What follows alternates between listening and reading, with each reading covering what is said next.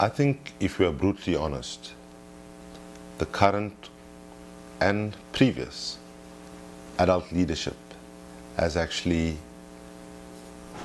brought us to this point of being on the brink of climate catastrophe, on a financial crisis, on a food crisis, and so on. For young people to actually invest the faith in the current crop of adult leadership, and yeah, sadly, I'm not only talking government and business, but I would also say in civil society as well, is a bad miscalculation. So I would say to young people today, they should resist the saying when adults say young people are the leaders of tomorrow. I think young people have to step forward and actually take leadership now. If we look at some of the momentous changes that we have seen in the world, if we look at the Arab revolutions, young people were a central part of that. If I look everywhere in the world where I go, in my role in Greenpeace, it is young people that are in the forefront of the climate justice movements, the young people who get it. And the reality is there's a complete absence of intergenerational solidarity. The current adult leadership, particularly in government and business, are governing this planet in a way that suggests that we don't have children and grandchildren and future generations coming. They are driving the planetary limits to the absolute extent. We're looking at oceans being destroyed in four decades if we don't turn seriously in a different direction.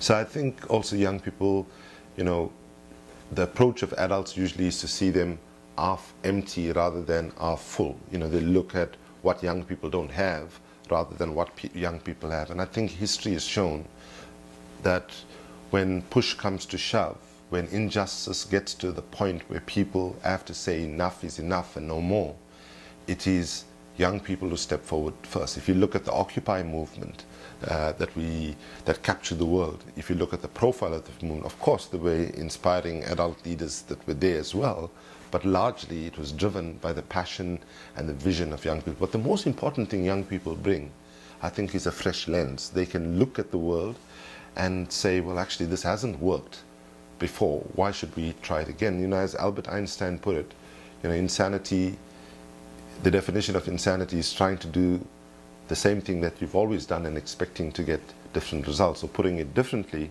if you do what you've always done, you'll always get what you've always got. And that is the trap that our current leadership are in. President Obama, for example, would appear to be a well-meaning person with decent values and so on, but he's stuck in a system where he has to largely follow that which comes before him, and the defense of current institutions that drive inequality, that drive conflict, that drive an imbalance of society as well as the world has to be challenged. And I think it's only young people who take the time to educate themselves, and that's why a museum can be a catalytic institution to actually infuse new knowledge, ask new questions, and so on. But I also think that a museum should not be judgmental.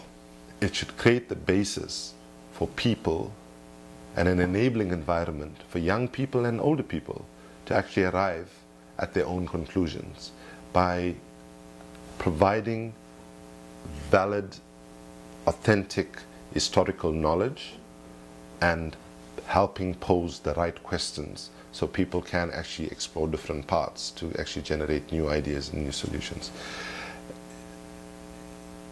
It's important also that for young people not to